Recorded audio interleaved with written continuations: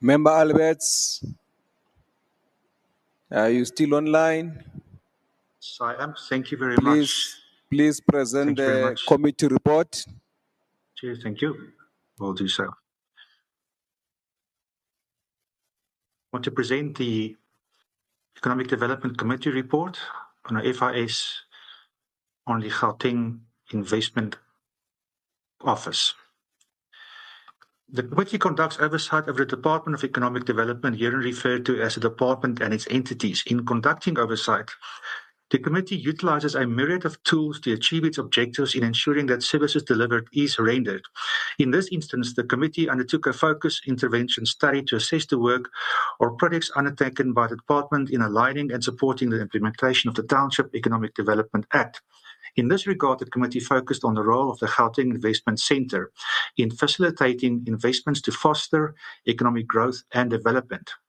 The committee noted that investments play a crucial role in creating the necessary jobs in the province. For instance, the investments that was received from Ford Motor Company South Africa, also from the BMW Group, and various investments made in the Tshwane Automotive Special Economic Zones.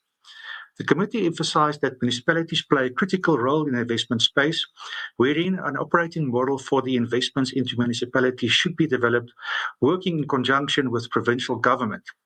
Online businesses such as Shein and Temu, who have a large customer base in a province, should then be encouraged to make greater investments in a province by having a physical footprint so as to also generate revenue from them through taxation whilst boosting employment creation. The committee undertook a focused intervention study themed the role of the Gauteng Investment Centre or Investment SA Gauteng in facilitating investments to foster economic growth and development. The aim of the proposed FIS is to examine the role of the Gauteng Investment Centre in facilitating investments to foster economic growth and development, and this will be attained through the following objectives, which are to: 1. Explore the role and responsibilities of the Gauteng Investment Centre in attracting and sourcing investment to invest in Gauteng. 2. Examine the state of the Gauteng Investment Centre in attaining the mandate set, mainly its ability and resources as a one-stop shop for potential investors in the province. 3. Assess the challenges encountered by the Gauteng Investment Centre which impede the attainment of the DED's mandates. And lastly, determine the extent of the socio-economic benefits such as growth and development, mainly infrastructure and job derived from the Gauteng Investment Centre's activities. The committee noted that the GIC as a one-stop shop works with several partners, which includes all municipalities within the province, including national and provincial government departments, including their state entities.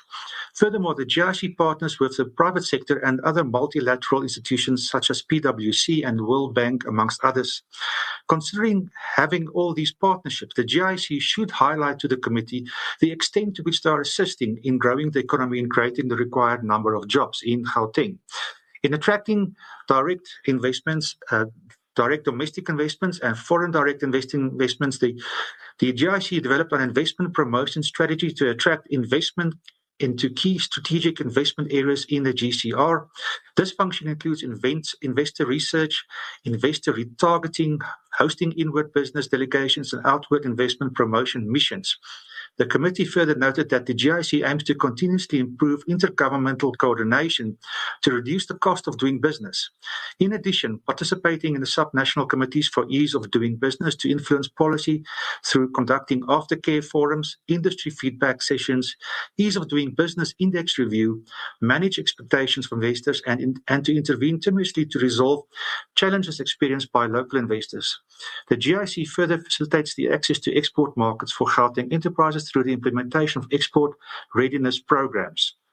The operations by the GIC started in 2017, where the department indicated that in the last 3 financial years and through the centre, it was able to secure investments worth 19.28 billion rand in the 21-22 financial year, 35.4 billion in the 22-23 financial year, and in the 23-24 financial year, the centre solicited investments worth 52.3 billion, whilst the target for the current financial year is set at 22.8 billion.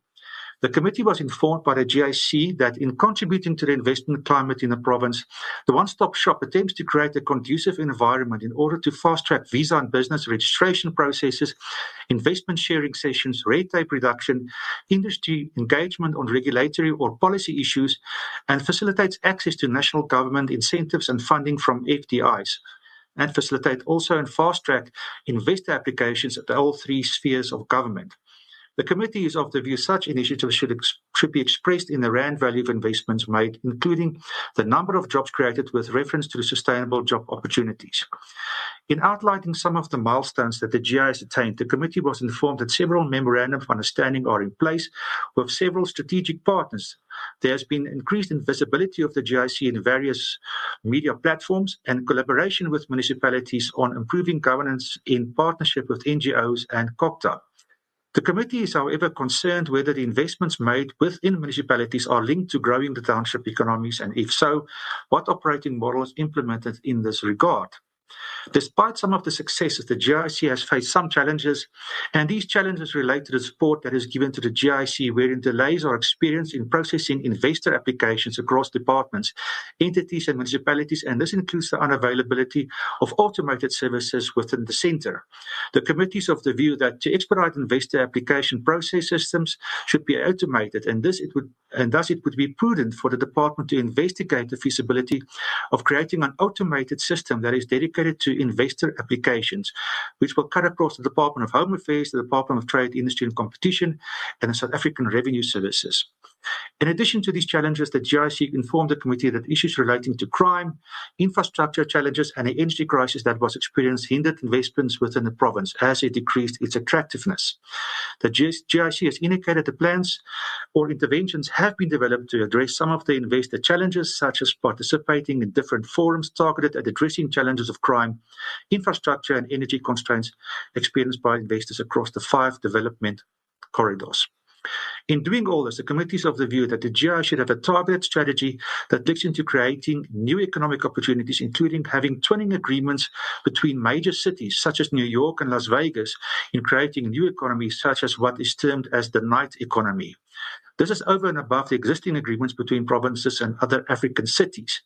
In addition, the GIC should be in position to have a model of investments tailor-made for all the municipalities, considering their gradings. The committee raised concerns on companies that are investing in the province, but is, however, not located in a province or country.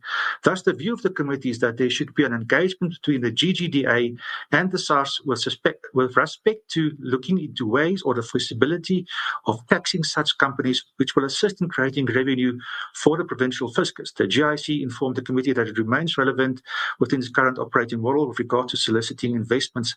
Thus, the committee is of the view that the GIC should enhance the return on investments through creating more sustainable jobs against the number and value of investments made. This is against attaining and exceeding the targets set in terms of soliciting investments in the previous financial year. In addition to that, the GIC should highlight on how red tape is reduced in the cost of doing business. And that is the summarized version of the report, Chair. In terms of Rule 1172C, read together with Rule 165, the committee presents to this House and recommends the adoption of the committee's oversight FIS report themed the role of the Gauteng Investment Centre in facilitating investments to foster economic growth and development. Thank you. Thank you, Member Alberts. Is there a seconder? Thank you, Chair. I rise to second the report. Thank you.